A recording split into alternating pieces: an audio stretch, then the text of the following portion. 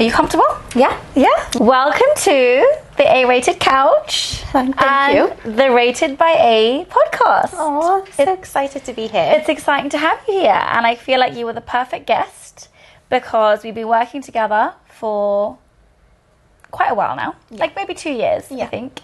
And I feel like you have kind of, in a way, become an ambassador in an indirect way. Every shoot, like I feel like people see you and it just gives A-rated. Do you know what I mean? I do feel like an A-rated girly. You are, For the it world. Exactly. And I feel like for anyone that doesn't know you, which, like, how can they not? Because I feel like you're all over Instagram, literally. And in my head, you are like, you know how in America they have Jodie, Joe, and Janet as like the face of America and like American models. You are that for the UK.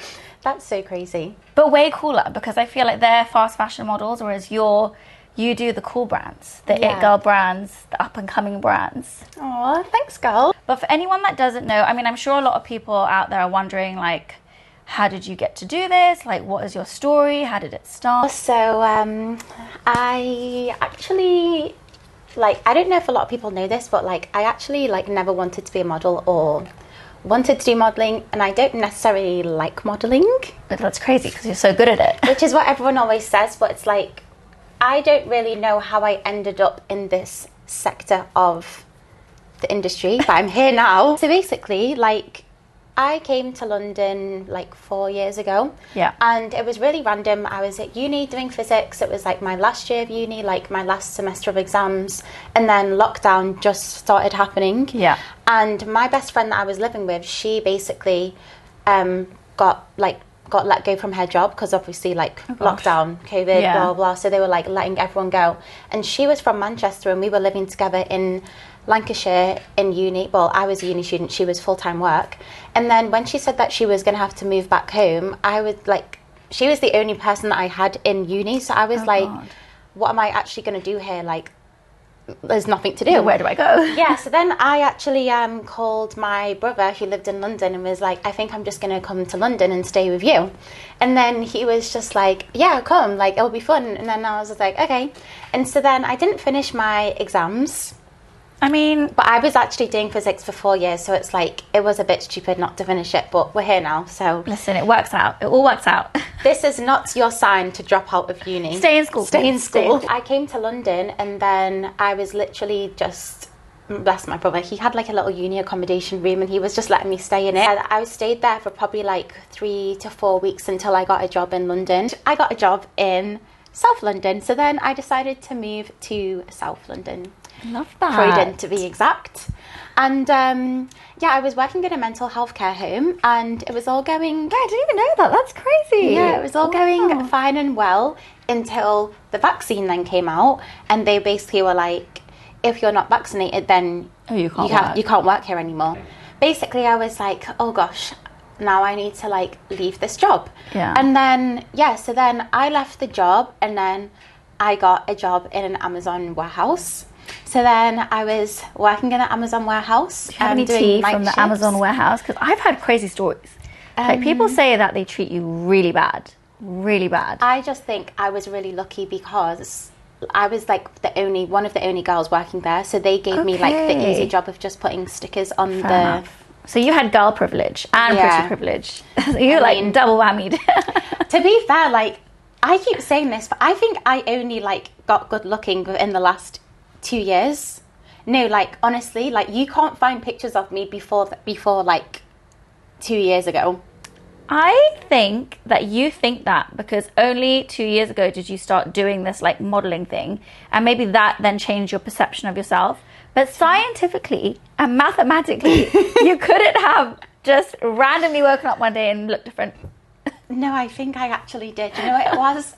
It was waxing off the ends of my eyebrows and giving myself a straight brow. I honestly think that's what did it. So then Amazon, basically, where I was working with Amazon, it was in Brighton, but I lived in Croydon. So it was like they were booking us a coach from Croydon to Brighton every night. It was night shifts. And then booking us a coach back.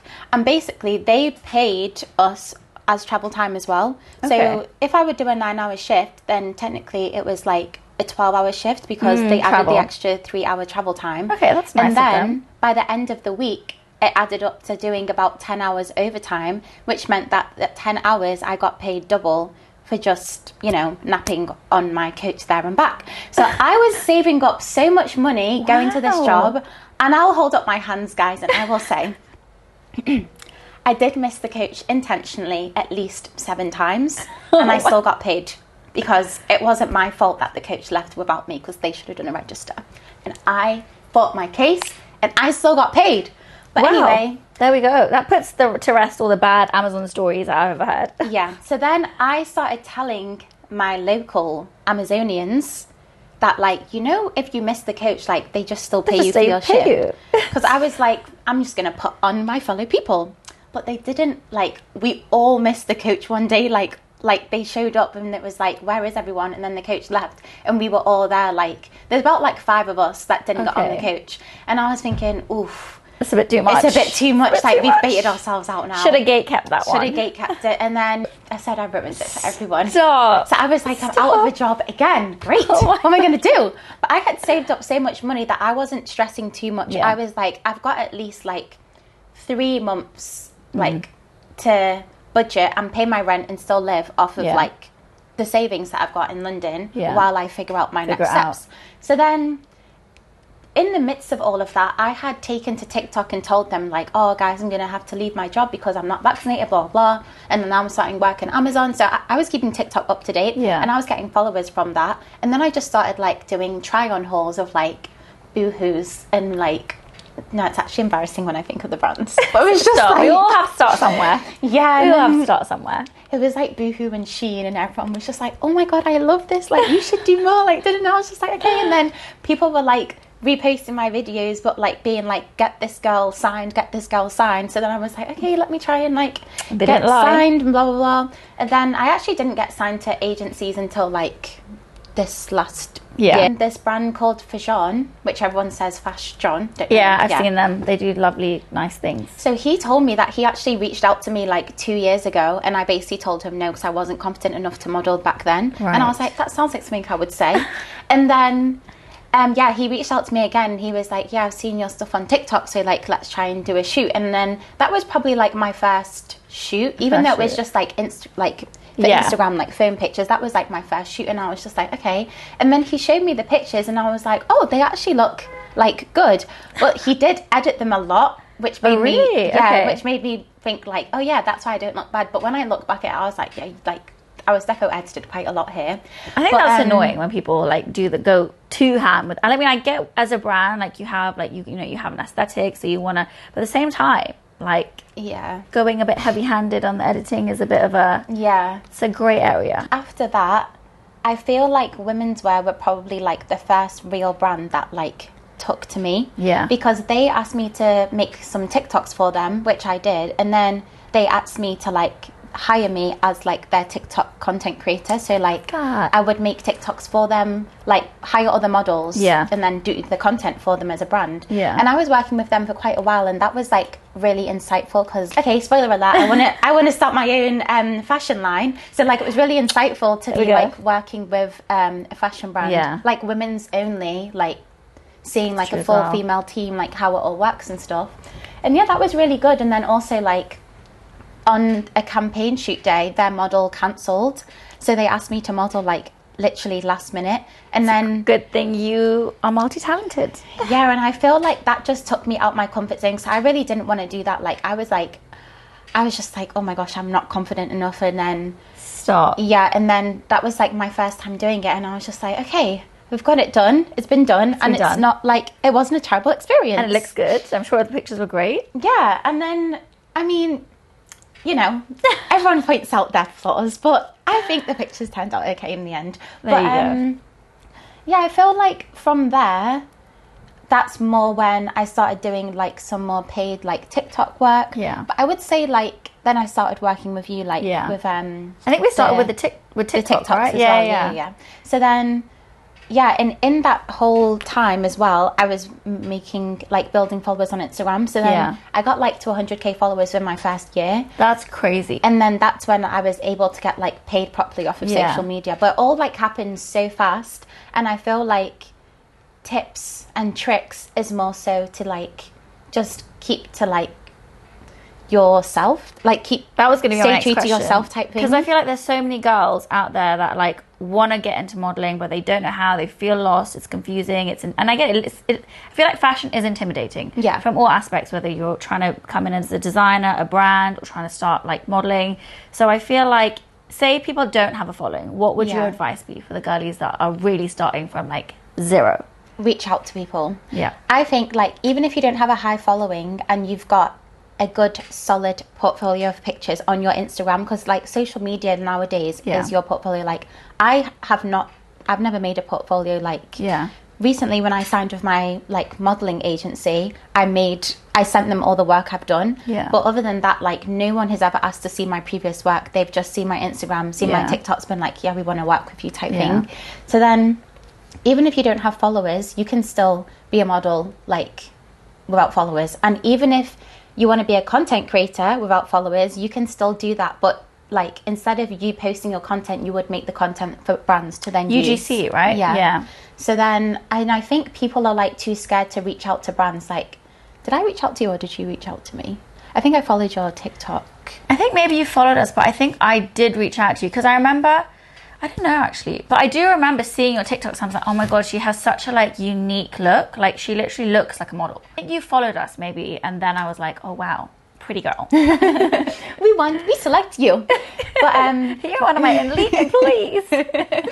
Yeah, it's like I literally just message brands and I'm just like I still do it now. Like I DM'd Fancy Club the other day and I was just like, they're such a cool brand. Like, and I'm just thinking, if you see this or you don't see it, it doesn't matter. I'm still going to try. And I was just like, would love to work with you one day. And they were like, oh my gosh, we would love to send you stuff. There you go. And then they were like, if we're in London, then we can shoot. So it's kind of like, you don't ask, you don't get. If you don't ask, you don't get. And I think a lot of people just sit on the back burner and just wait to be seen. Yeah. Which like, I think is fine if you're signed with an agency because you can do that. But I was independent for so long that like, you're not waiting for shit to happen. I wasn't waiting for things to happen. Like I have to like go out and get it. And I think that's why when I did sign the agency, it was difficult for me because I'm just now literally waiting and like putting my career in someone else's hands. And I'm just like, so. But even though you are signed to an agency, like you can still reach out, right? Or you're like, is there a...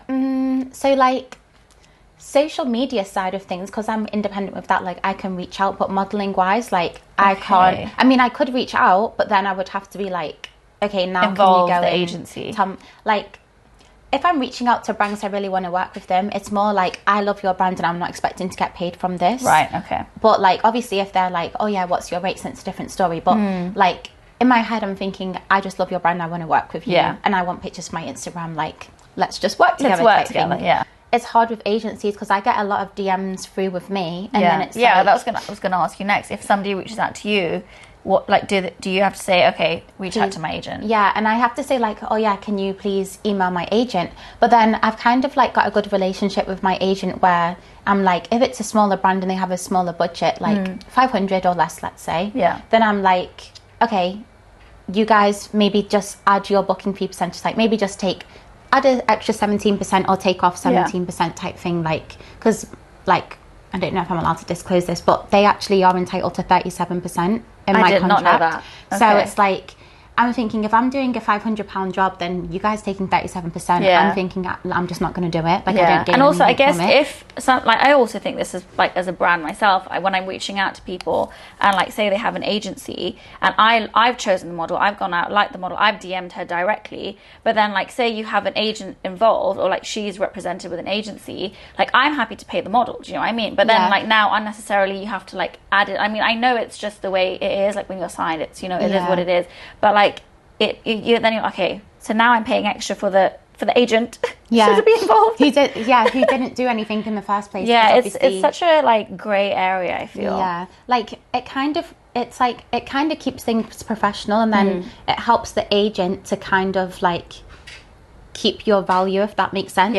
But I feel like a lot of agencies don't recognize that not all brands have the budget at the time. Like if I was to like start my brand now and a girl offered to model for me for like £100 for a full day shoot, and she was just happy to do that because I'm starting up, I don't have much money, like by the time I become a millionaire, I'm not going to still be like, okay, £100 for a full day shoot. I'm going to be like, you're going to get more now. Yeah, like, exactly. You have to grow in unison. Yeah, I was at women's wear, and then when like my social media was like enough for me to get paid from, like I wasn't really doing modeling then, it was more like social media stuff I was getting paid from. Obviously I'd worked with you like with some shoots, but I feel like you were probably like, you and women's wear were like my only kind of people booking me like for modeling at that at that early stage. That time, So then basically I was like to women's wear, I think I'm just ready to like put a lot of time into my branding, into myself, and like it feels like I can't do that while I'm still doing social media for you guys. And it was kind of a bit risky because obviously that's a steady income, like I was on their payroll, but then it was like, you know, sometimes you just have to take that leap. Trap Star was probably like my next thing that I did. Your Trap Star pictures were amazing, like insane. Oh, I didn't really like. I don't know. I didn't really like them. The first shoot that we did, I wasn't really a fan of it. Really? Yeah. I'm surprised. Yeah, and then the second shoot was better, but I did my own hair and makeup. I feel like I'm always more confident when I do my own hair and makeup. I think your hair and makeup, like I feel like you just know what you're doing. Do you know what it is? It's like, obviously, I think all makeup artists that I worked with are like super talented, but because I'm not used to seeing myself with makeup, because I don't wear like heavy makeup. And that's purely because like I feel like my skin texture, I don't know how to do it where it doesn't look like you're wearing makeup. I feel you, because like, if I put a lick of liquid foundation on my face, my skin, I'm just walking around like a grease bomb. Like I just don't know how to do it, and I just save it to the professionals. But it's like, because I'm like not used to seeing myself, like I don't even wear like lip gloss, like because I'm so used to not seeing that with myself. When I do shoots, it throws me off when I don't recognize myself. But then I always remember, like, it's not even about me, it's literally what the brand wants.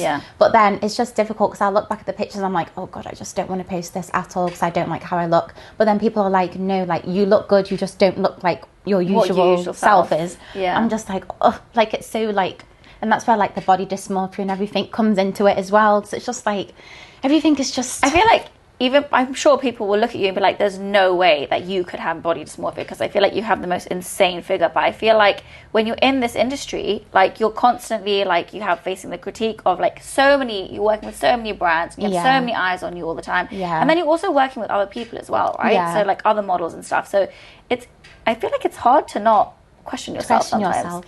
And but like, there is no reason you should have body dysmorphia. No one should have body dysmorphia, but like especially you. Yeah, so we were just talking about Trap Star.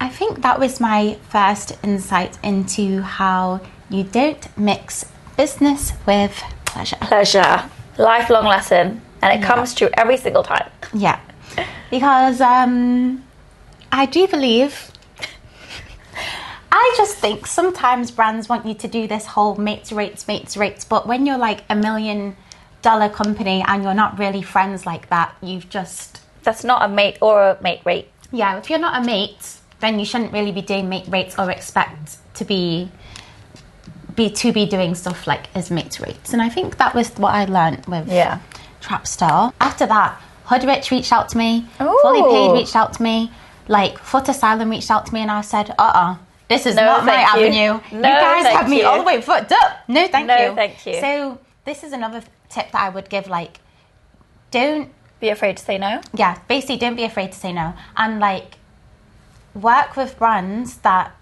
align with the avenue you want to go down. Because like for me, I think now that I want to be doing like a lot more like high-end stuff, and like this is why I prefer to work, like if I'm doing shoots, like I would prefer to be doing more like women's clothes shoots.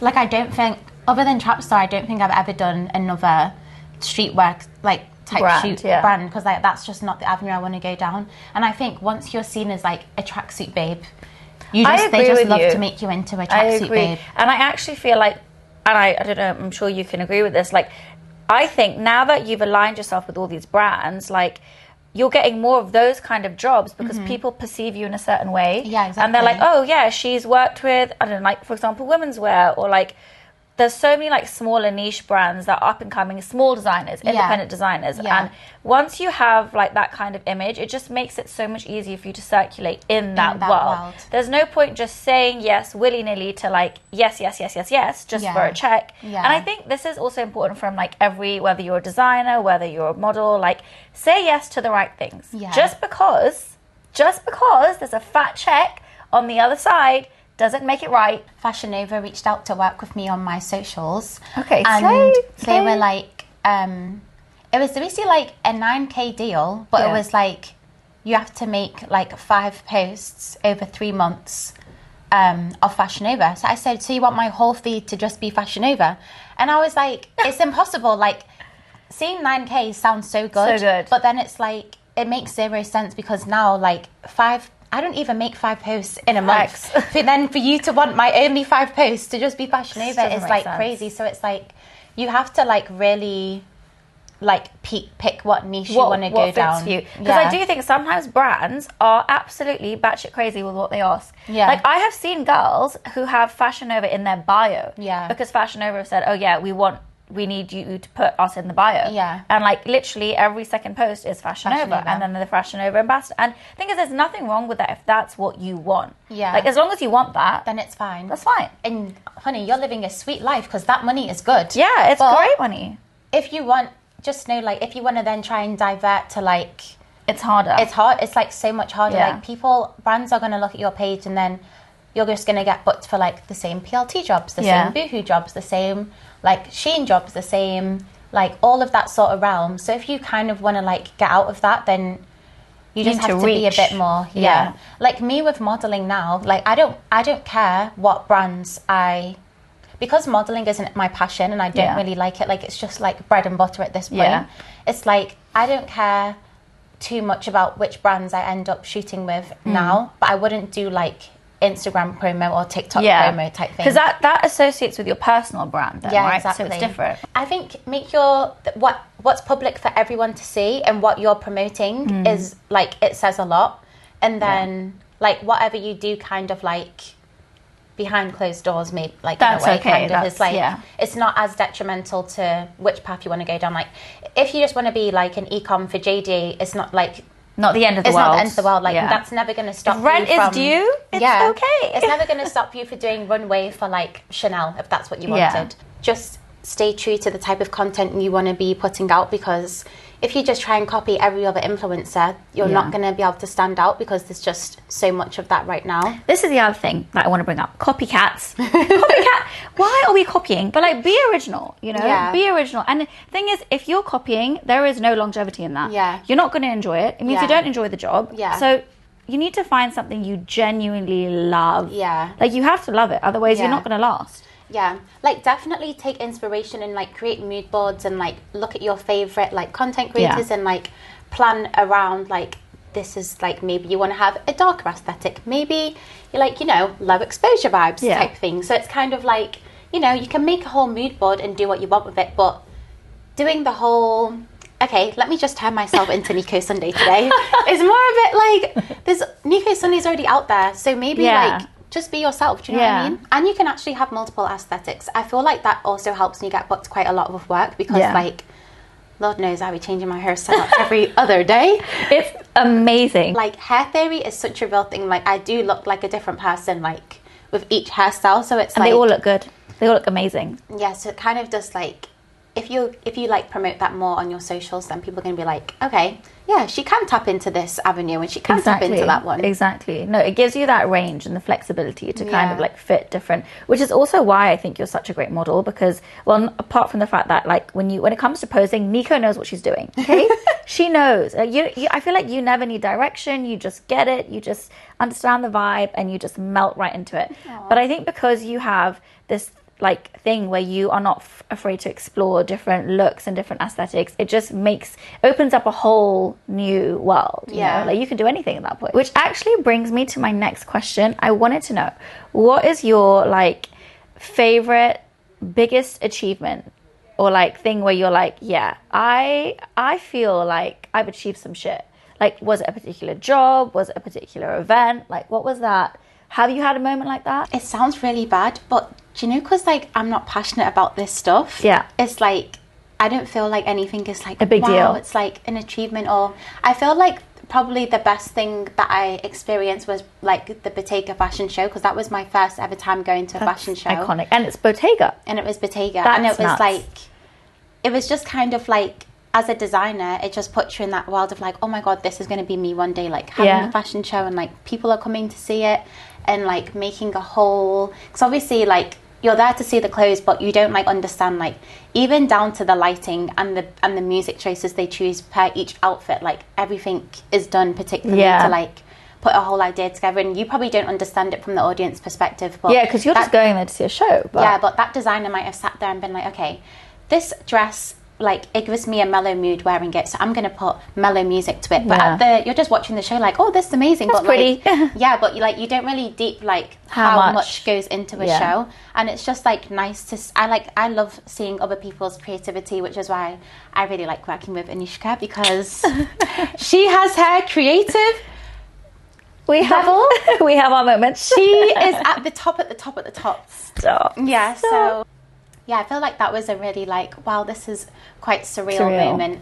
But yeah, I feel like I would have probably been that at any fashion show that I went to, because I still have that same feeling anytime I go to a show. But because that was my first one, it was just like, wow. I think that's an iconic first one to go to, especially because I feel like, I mean, Bottega's always been a very like insane brand, but I feel like in the recent like maybe 5 or 6 years, they've just catapulted into like the bigger like area, right? And they've become more like, they actually make clothes and shoes and bags that now like everyone wants to wear. Like it's just gone so big.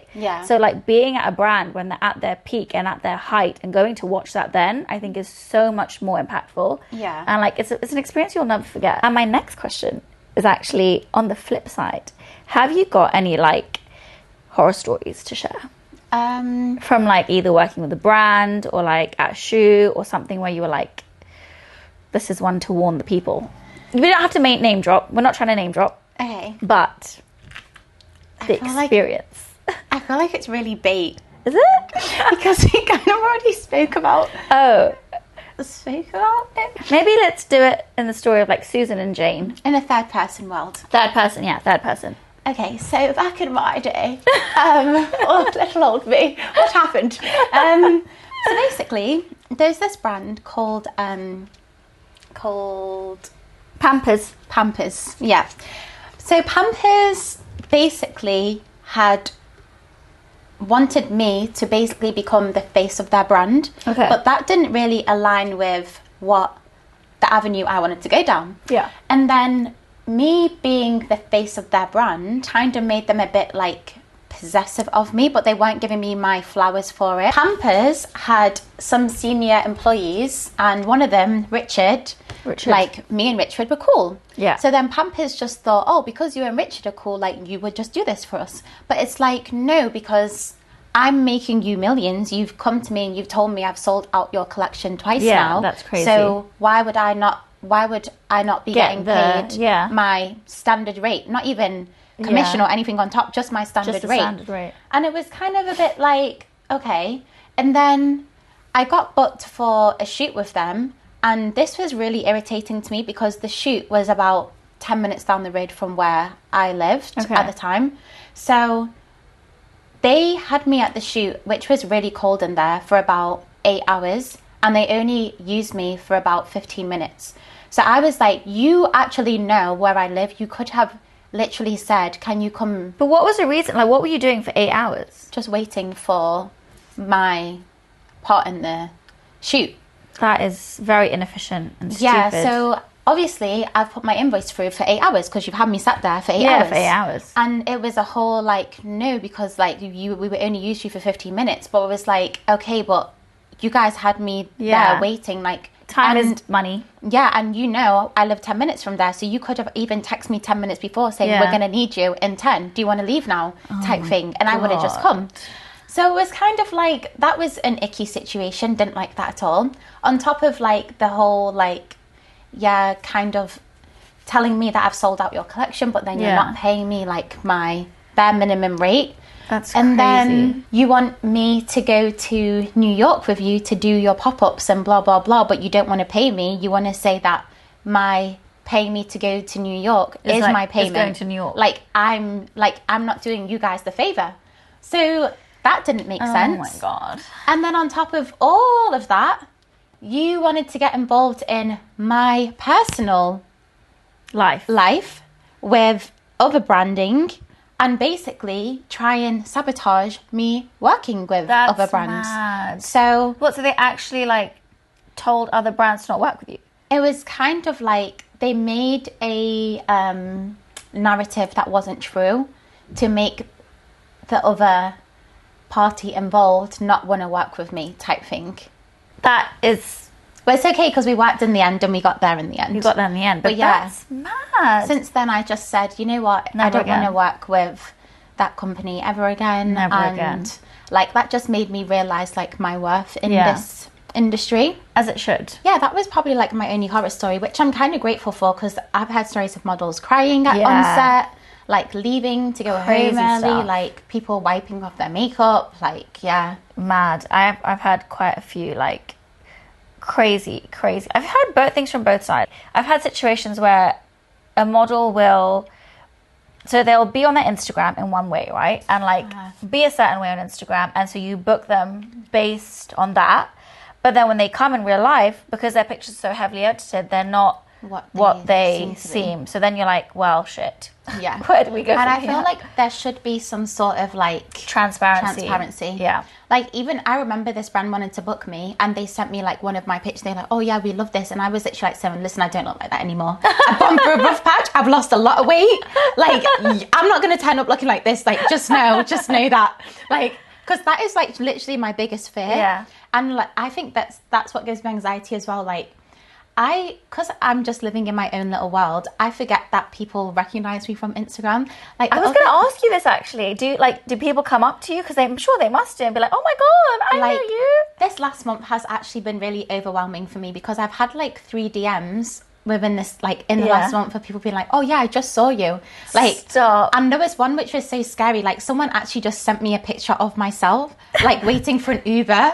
And I was like, not the invasion of the person. I said, nah, because I'm not Rihanna. Like, this is crazy. Oh my God, that's so funny. And then I will literally be walking my dog looking like a crackhead. Like, this girl DMs me. Is like, just seen you walking your dog. You had your orange cornrows. I said, wig off, no makeup, chilling, walking my dog.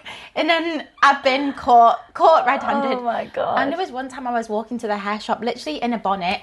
Like, barely rolled out of bed, gone to the bonnet in the morning. This guy walked in, he's like, yeah, I've seen your work. Like, I wanted to send you some stuff. I said, that's not me. Like, this, I'm not. I don't know who you're talking about. I don't know who you're talking about. I always think, like, it's difficult because what do I look like? And I would hate for, like, someone to be like, oh, I've seen her before. She looks nothing like an actress. I don't think you're one of those people. I feel like you literally look like your pictures. I don't feel like... I wouldn't say ever that there's ever been a picture of you. I'm like, yeah, that's not Niko. Ever. Sometimes when I go on shoots and they put me in certain clothing, I'm like, gosh, they're going to think I'm a catfish because now, like, things aren't making sense. But then if it's like a bikini shoot, then it's like, oh, okay, she does look like her pictures because you see my full body. But then when you can't, it's kind of like... They might just be thinking, oh, she's lying. But then I'm just like, you know what? I'm overthinking. Don't overthink it. Yeah. So moral of the story is let's not be doing too much catfishing. My thing that I wanted to touch on with you, because I feel like we've discussed it briefly. I remember I had an alarm one day and the alarm went off and it was like morning affirmations. And you were like, oh my God, I use those too. Yeah. And I just want to know, because I feel like the manifestation community is growing and like people like to manifest or like want to know how to manifest. Mm-hmm. And I feel like you're manifesting a lot. So I would want to know, do you have a routine? How do you do it? What do you do? What are your secrets? Do you know what it is? I think a lot of people have a religion, and because I grew up like... My dad's Muslim, my mum's Christian, and I didn't really side with either religion. I just turned to speaking to the universe. Love that.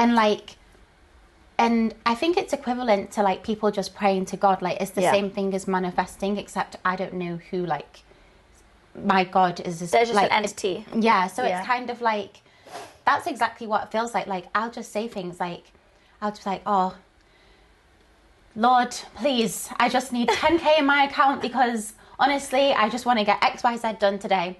And like, sometimes you don't really, like, it won't come as like, okay, you just got an email through for exactly 10k. It could be like, okay, this person's booked you, it's 2k. This person booked you, it's 3k. By the end of like that week of emails, you've been like, oh my gosh, shit, wait, I got my 10k. So it's like, sometimes people don't see, like, I honestly think like manifestation is like the only reason that I'm here right now. I agree with you on that, because I feel like I'm Hindu, but at the same time, I don't necessarily believe in like a god.